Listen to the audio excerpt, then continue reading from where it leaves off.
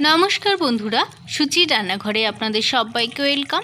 আজকে বানিয়ে দেখাবো গ্রামের পদ্ধতিতে মায়ের হাতের বানানো সবথেকে সেরা স্বাদের চিকেন কারি রেসিপি। চলুন দেখে নেওয়া যাক আজকের রেসিপি। এখানে আমি সমস্ত বাটা মশলা কিন্তু ব্যবহার করব।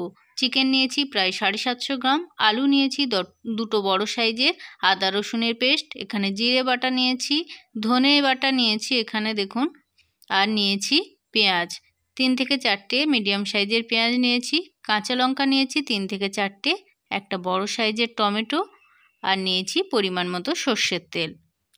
প্রথমে মাংসগুলো পরিষ্কার করে ধুয়ে রেখেছিলাম। এর মধ্যে একে একে দিয়ে দিলাম হলুদের গুঁড়ো। এখানে 1 টিস্পুনের মতো হলুদের গুঁড়ো দিয়েছি, আর দিয়েছি 1 টিস্পুনের মতো লঙ্কার গুঁড়ো।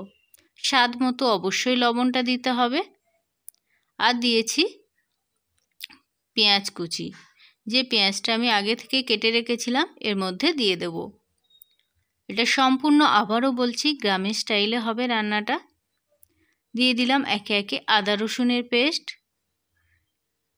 জিরে বাটা দিয়ে দিলাম, এখানে সবই পরিমাণ বুঝেই কিন্তু নেওয়া আছে। আর ধনে বাটা দিয়েছি এখানে পুরো 1 চামচের মতো।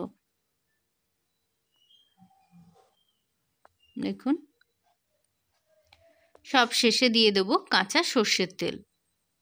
তেলের পরিমাণটা একটু বেশি লাগবে। দিয়ে দিচ্ছি কাঁচা লঙ্কা কয়েকটা, এখানে কাঁচা লঙ্কাটা দিলে গন্ধটা দারুণ আসবে। আর টমেটো কুচি দিয়ে দিলাম, একটা বড় সাইজের টমেটো নিয়েছি। সব কটা উপকরণ দিয়ে কিন্তু মাংসের মধ্যে হাত দিয়ে ভালোভাবে মাখিয়ে নিতে হবে। আগেকার দিনে মা ঠাকুমারা ঠিক কিন্তু এইভাবে রান্না করতেন চিকেন কারি। আমি সেই রেসিপিটা আপনাদের সামনে তুলে ধরেছি। চিকেনের মধ্যে মশলাটা ঠিক এইভাবে মাখতে হবে। যত সুন্দরভাবে মাখাবেন খেতে কিন্তু অসাধারণ হবে। আর যারা এখনও এইভাবে বানাননি প্লিজ একবার হলে ট্রাই করতে পারেন, আশা করি আপনাদের ভালো লাগবে। অন্যদিকে কড়াই আমি পরিমাণ মতো তেল দিয়ে দেব। তেলে হাই হিটে গরম করে একে একে আলুগুলো ভেজে তুলে নেব। আগে থেকে লবণ হলুদ মাখানো ছিল। দেখুন, ঠিক এইভাবে কিন্তু লাল লাল করে আলুগুলো ভেজে তুলে নেব।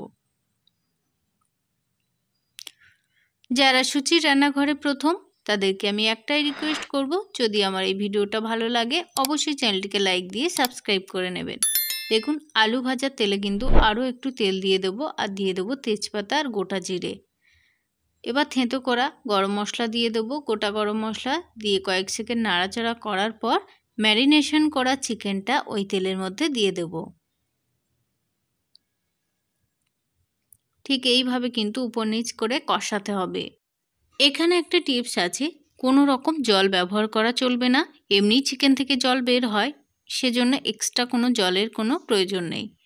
ঢাকা দিয়ে ঠিক আবারও 3 থেকে 4 মিনিট রান্না করে নেব। দেখুন চিকেন থেকে কেমন তেল ছেড়ে দিয়েছে। ঠিক আবারও কিন্তু কয়েক মিনিট কষিয়ে নেব। আবারও 3 থেকে 4 মিনিট ঢাকা ছাড়াই কিন্তু ভালোভাবে কষাতে হবে।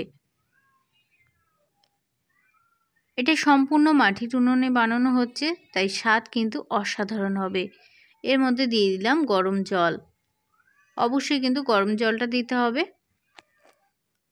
দেখুন কতটা সুন্দর কালার চলে এসছে। এবার হাই হিটে ফুটিয়ে নিতে হবে 10 থেকে 12 মিনিট।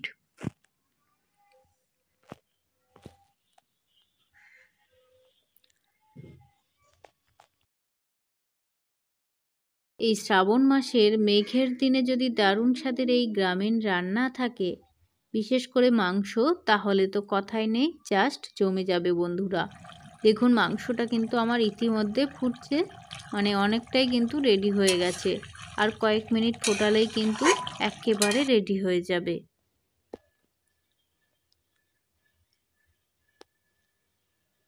দেখুন অনেকটাই কিন্তু আমার সেদ্ধ হয়ে গেছে।